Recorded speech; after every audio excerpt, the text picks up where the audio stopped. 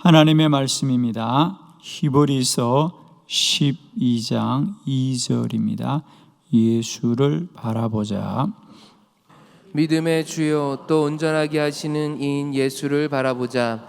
그는 그 앞에 있는 기쁨을 위하여 십자가를 참으사 부끄러움을 개의치 아니하시더니 하나님 보좌 우편에 앉으셨느니라. 아멘.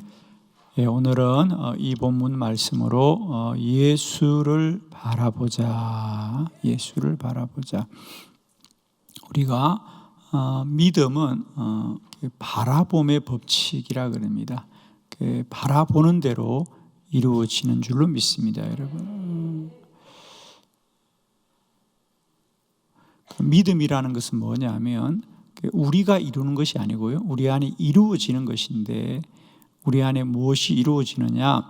늘 그 마음의 소원함을 가지고 무엇을 바라보느냐가 그 사람을 만듭니다. 특별히 오늘 믿음의 주요 온전케 하시는 이 예수를 바라보자. 믿음의 주요 온전하게 하시는 이 예수를 바라보자. 자, 우리가 주님을 바라봐야 될 이유는 다른 게 아니고요, 주님만이 우리를 온전하게 한다. 표준세 번역에는 완전하게 하신다. 그래요. 완전하게 하신다. 우리의 신앙이 늘 예수를 믿느냐 안 믿느냐, 내가 교회를 다니느냐 안 다니느냐, 이런 수준이 아니라 내가 교회를 다니고 예수를 믿되 날마다 때마다 그 믿음이 더 온전하여지고 완전하여지고 충만하여지고 차고 넘치기를 소원하시기를 원합니다. 어제와 나의 믿음의 차이는 뭐냐 하면, 똑같은 믿음이 반복되면 그 믿음은 굳어지는 것이고요, 굳어진 믿음은 기쁨이 없습니다.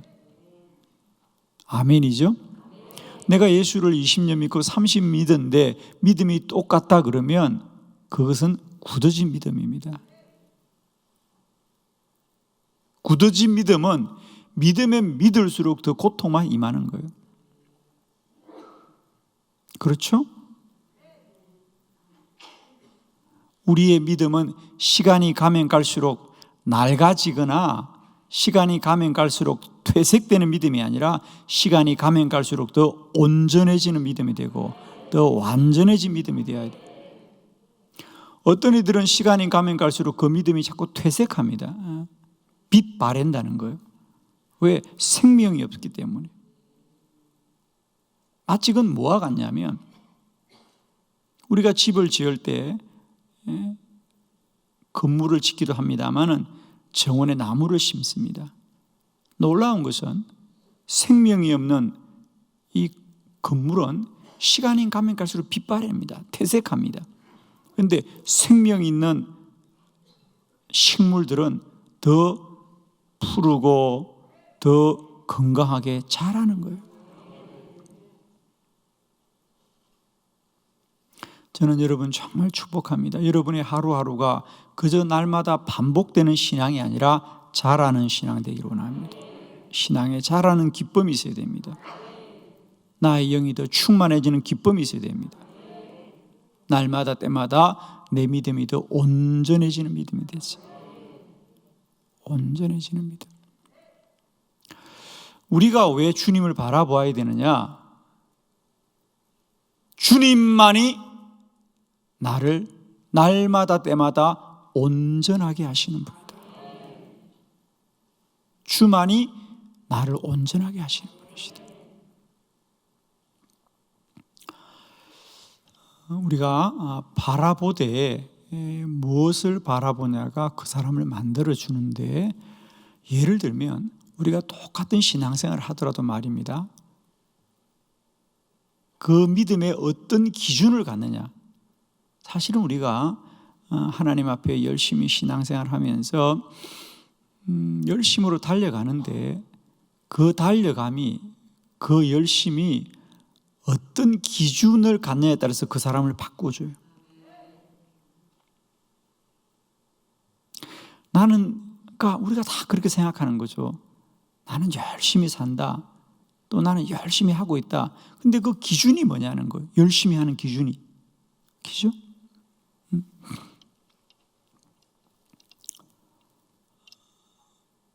저의 신앙생활에 큰 도전이 되었던 우리 목사님 중에 박이천 목사님을 만났을 때 저는 또한 저의 신앙과 또 특별히 말씀에 대한 저의 기준이 바뀌어졌는데,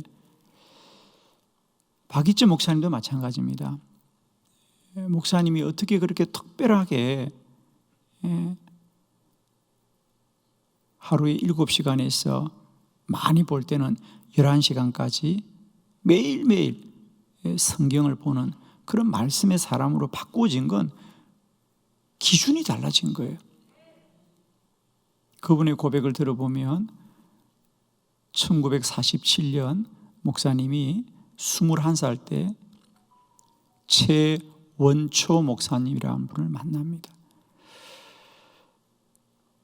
그 전까지만 해도 목사님이 나름대로 성경을 열심히 본다고 했는데 아마 여러분 기억하실 겁니다. 한국 교회는 1년에 1독하는 거면 그 잘하는 거다. 그래서 목표가 뭐냐? 1년에 성경 1독해야 된다. 그러려면 대략 하루에 석 장씩, 주일은 5장 이렇게 꾸준히 보면 1년에 1독을 합니다. 그래서 우리가 흔히들 사실은 1년에 1독 못하는 사람들 얼마나 많아요. 성경을 예수 믿으면서 10년, 20년 믿어도 솔직히 말하면 성경을 제대로 한번 보는 사람도 많지 않아요. 그런데 한국 교회는 저도 어릴 때 그런 말이 들었습니다. 1년에, 해마다 1년에 1독하는 걸 목표로 삼고, 그런데 그 당시 최원초 목사님은 요한계시록만 10,000독을 하신 분이고 빌립보서만 3,000독을 하신 분입니다. 그러면서 최원초 목사님이 박이천 목사님에게 너는 앞으로 성경을 100독해라고 하는 도전을 받을 때 하늘이 노란 거죠. 1년에 1독하는 것으로 그저 나는 신앙생활 잘하고 성경 많이 본다고 생각했어요. 그런데 100독을 해야 된다고. 근데 큰 도전이 된 거죠. 기준이 달라진 거예요. 1년에 한 번 성경 보겠다는 기준이 내가 100독을 해야 되겠다는 마음의 소원으로 바뀌어지자 삶이 달라지는 거예요. 그래서 목사님은 젊었을 때는 하루에 11시간씩 성경을 보았다 그러거든요. 꼼짝없이 책상에 앉아가지고. 나이가 드셔서도 하루에 7시간씩 책상에 앉아서 성경을 계속해서 보셨어요. 그러니까 기준이 그 사람을 만드는 거예요. 기준이. 저는 목사님을 만나고 목사님은 또한 저에게도 큰 도전을 주었어요. 저도 나름대로 성경을 열심히 공부한다고 했는데 제가 목사님 만나고 저는 목사님을 처음 알아서 만난 게 아니고 우연히 그분의 책을 사서 보았는데 너무 도전이 되어서 제가 그 시골 교회에서도 목사님께 전화를 드려서 목사님 저희 교회 오셔서 말씀 좀 전해주세요. 또 전화 드려서 저희 교회 목회자들 모아둘 테니까 와서 꼭 좀 목사님들에게 말씀을 전해달라고 그랬어. 제가 그래도 목사님을 만나서 배울 수 있는 큰 은혜를 받았고 저의 삶에도 도전이 되었죠. 똑같이 성경 보고 똑같이 기도하고 똑같이 예배 드리고 똑같이 사명 감당하더라도 그 기준이 뭐냐가 그 사람을 바꾸는 거예요.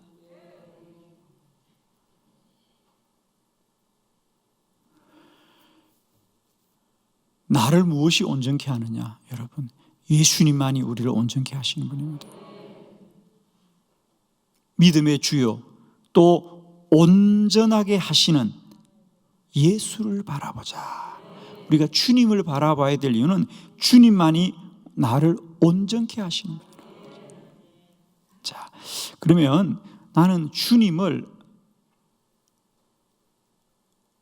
어떤 분으로 바라봐야 되느냐? 주님을 어떤 분으로 바라봐야 되느냐? 어떤 분으로 바라봐야 되느냐? 자, 오늘 세 가지 우리 성경에 주님이 그 사람의 어떤 기준이 되었는가. 첫 번째, 주님은 언제나 내 곁에 계십니다. 주님은 언제나 내 곁에 계세요. 자, 사도 바울이 어떤 고백을 하는지 한번 우리 보도록 합니다. 디모데후서 4장 17절 다 같이 시작. 주께서 내 곁에 서서 나에게 힘을 주심은 나로 말미암아 선포된 말씀이 온전히 전파되어 모든 이방인이 듣게 하려 하심이니 내가 사자의 입에서 건짐을 받았느니라. 아멘. 아멘. 주께서 내 곁에 서서 나에게 힘을 주심은 나로 말미암아 모든 사람에게 복음을 전파하게 하려 하심이라. 그래요.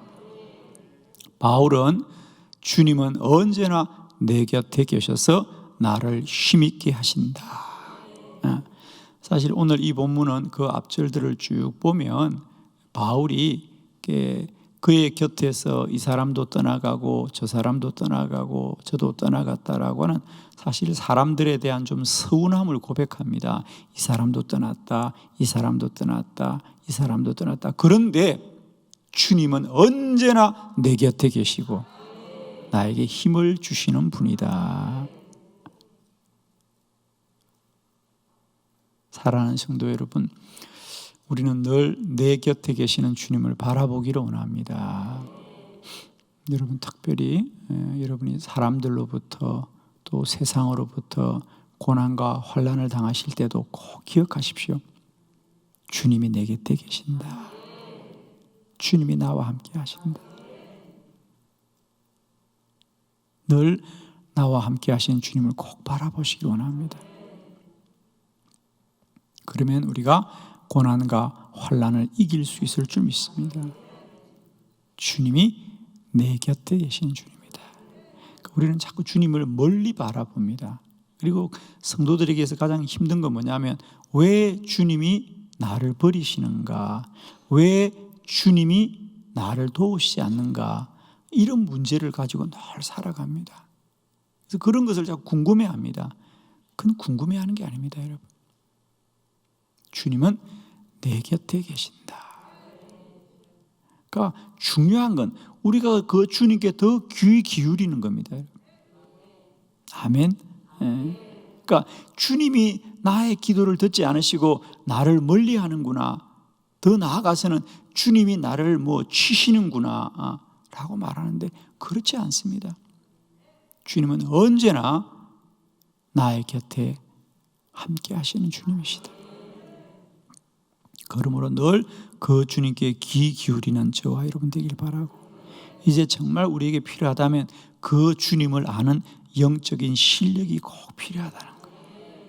아멘이죠. 제가 영적 기억력을 회복하라고 여러분 말씀드렸습니다. 우리가 주님을 우리는 이렇게 생각합니다. 내가 주님을 사모합니다. 내가 얼마나 주님을 사모하는지요. 다 주님을 사모합니다. 그런데 문제는 그 주님을 기억할 수 없다면, 알아보지 못한다면 우리는 늘 안타까운 삶을 살 수밖에 없잖아요. 부부가 서로 사랑하는데 오래 헤어졌다가 만나는데 아내가 남편을 기억하지 못하는 거예요. 기억력이 잃어버린 거예요.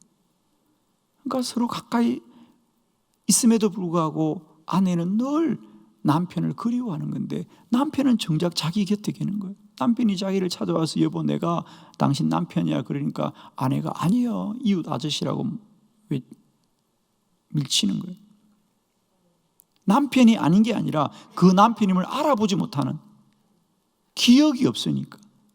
얼마나 가슴 아픈 일입니까? 저는 그걸 보면서 그게 바로 우리들의 이야기구나. 저는 우리 목회를 하면서 성도들을 보면요, 거짓말이 아닙니다. 여러분 다 주님 사랑하시죠? 왜 이쪽은 아멘 안 해? 누구보다 주님 사랑하시잖아요. 날마다 주님 사모하잖아요. 그런데 그 주님이 날마다 여러분 곁에서 누려지냐 말이야. 말이죠. 주님이 나와 함께 하신다. 주님이 나와 함께 하신다. 나의 모든 자리에 주님이 함께 하신다. 이 믿음만 있으면 우리는 다 이깁니다. 그리 하시기를 원하고, 그것이 내 마음의 신앙, 내 마음의 사모함이 아니라 날마다 누려지는 신앙 되길 바라요. 여러분. 언제까지나 우리 신앙이 짝사랑이야. 언제까지 다 만나보면 짝사랑이야. 그냥. 그래서 힘든 거예요. 여러분. 짝사랑도 오래 하면 힘들어. 그게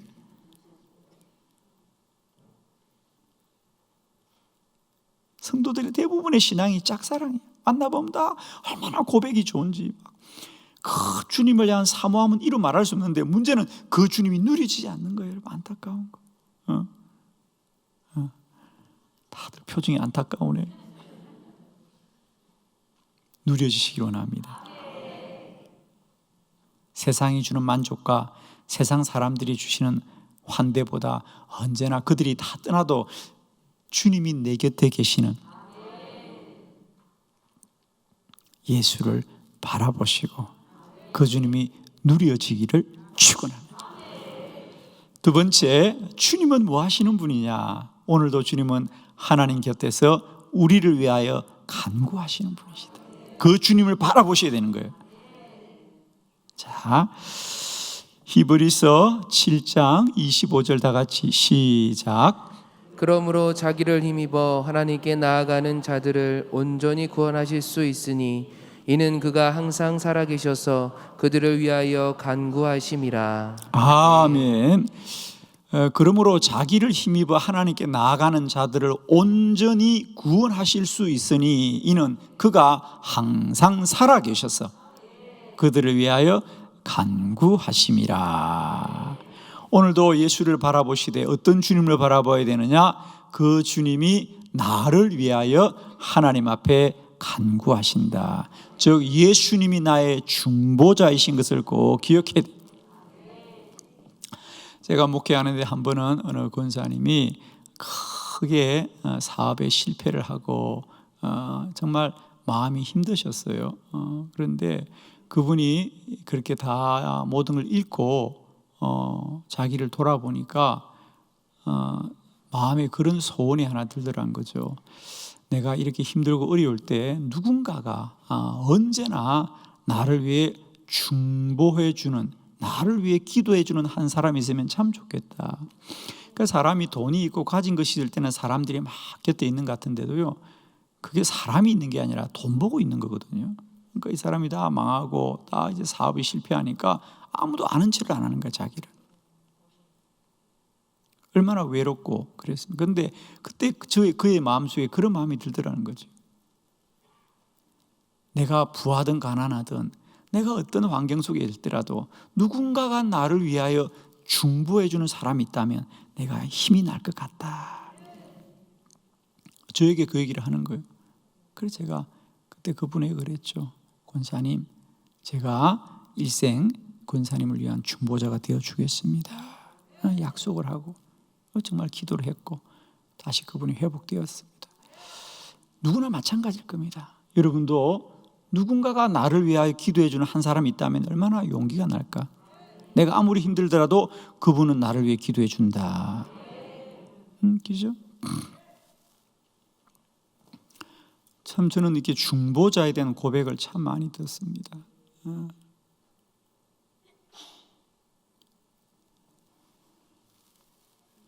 우리나라에 이렇게 중보를 위한 그런 수도원들이 몇 군데 있는데 어느 한 사람이 너무 힘들어서 그 수도원에 갔다가 거기다 기도 카드에다가 자기 힘든 문제를 적고 기도해 달라고 부탁하고 왔어요.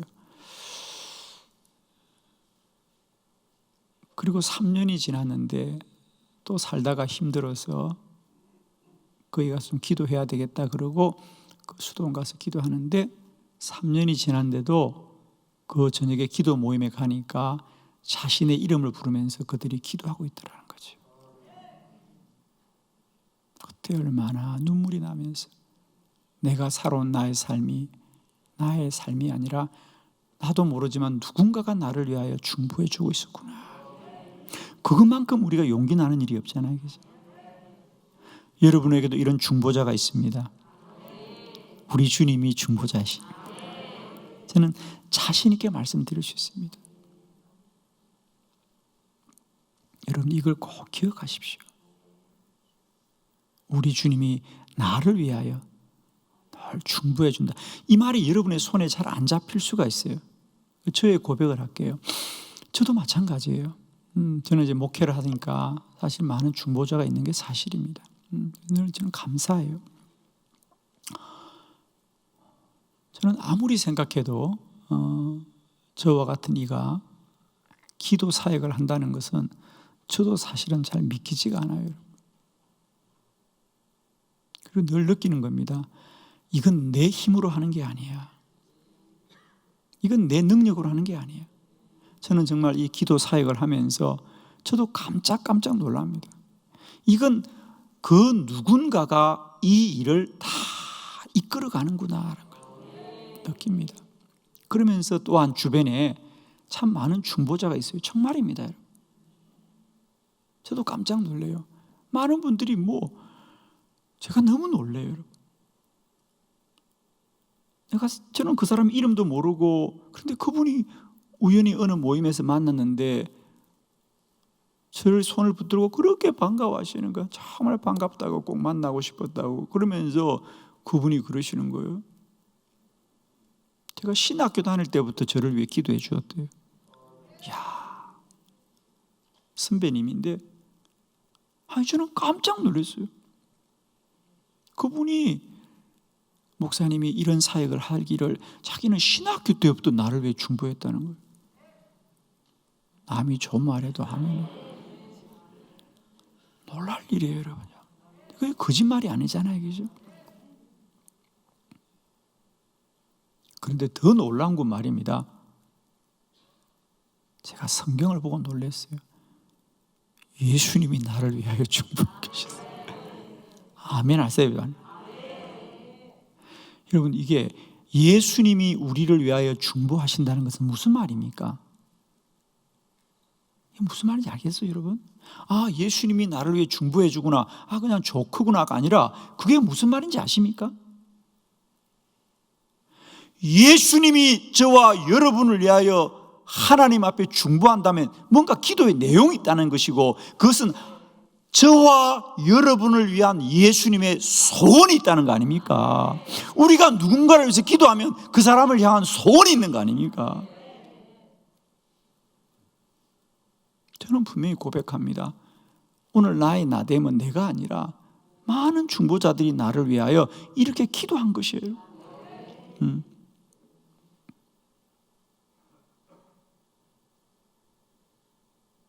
꼭 기억하십시오. 주님이 오늘도 하나님 보좌 앞에서 우리를 위하여 중보하신다는 건 여러분 한 분 한 분을 향한 주님의 소원이 있다는 걸 기억하셔야 돼요. 세상을 그저 내가 하고 싶은 대로 살지 말고 이제 주님의 소원을 깨닫자는 거죠. 우리가 최소한 예수 믿으면서 이제 그런 고백은 있어야 되지 않겠어요, 여러분? 언제까지나 예수 믿는 나의 삶이 그저 내 생각과 내 소견과 내 마음과 내 의지로만 가겠습니까, 여러분? 어느 날 나를 위해 눈물로 주무시지도 않고 울부짖는 그런 중보자들이나 그런 기도하는 사람들만 봐도 우리가 도전을 받는데, 하물며 예수님이 나를 위하여 날마다 중보하신다는 것. 저는 정말입니다. 제가 사역하면서 사람들이 나를 위해 기도한다는 말만 들어도 깜짝 놀래고요, 도전을 받아요. 내가 정신 차려야지. 사람들이 나를 위해 기도해 준다 말만 들어도 내가 정신이 차리죠. 내가 이렇게 살아서는 안 되지. 근데 하물며 주님이 우리를 위하여 중보해 주고 계신다는 거예요. 여러분에게 사명이 있다면 그건 우리의 마음이 아닙니다. 주님의 중보하십니다. 주님이 나를 위하여 오늘도 하나님 앞에 중보한다는 말이 무슨 말이냐? 주님이 우리를 향한 소원이 있다는 거예요. 저는 우리 한빛교회가 참 귀하다고 봅니다. 그건 담임 목사가 귀하고 성도들이 귀하다는 게 아닙니다. 저는 정말 한빛교회를 바라보면서 이 교회를 향한 주님의 중보하심이 있는 교회, 이 교회가 이렇게 특별할 수 있는 건 우리가 특별해서가 아니고요, 우리 주님이 이 재단을 당신의 피로 값주고 사시고 이 교회를 위한 소원이 있다는 거예요.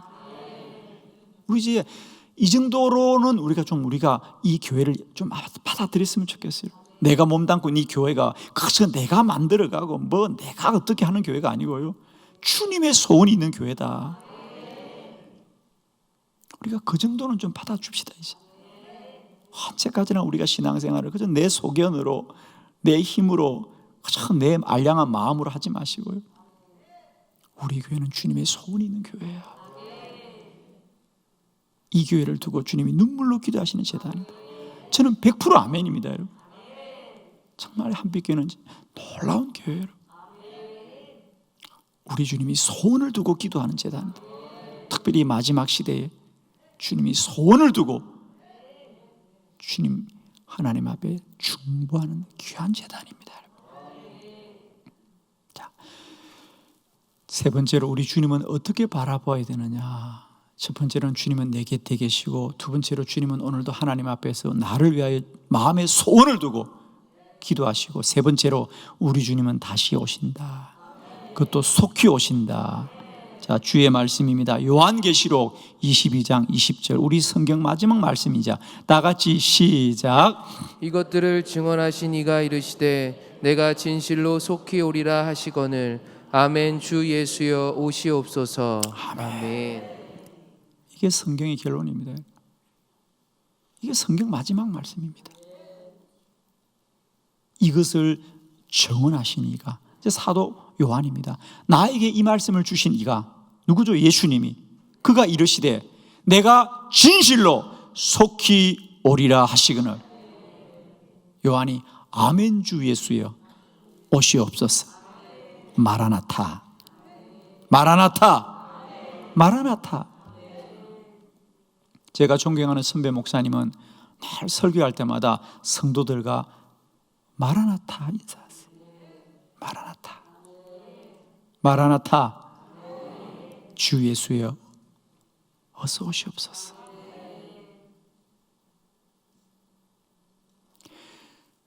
우리를 온전케 하시는 주님은 어떤 분이시냐? 오늘도 그분이 이 땅에 오심이 가까워지고 있다. 아멘. 여러분, 우리가 이제 세상 소리 뭐 이런 거 듣지 마시고요, 날마다 속히 오시는 우리 주님의 발자국 소리를 크게 듣기로 원합니다.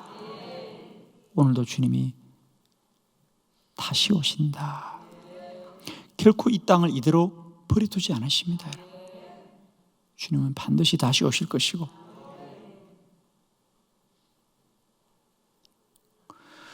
택하여 구원받은 자는 구원받아 들림을 받을 것이고, 그렇지 못한 자는 멸망을 당할 것입니다.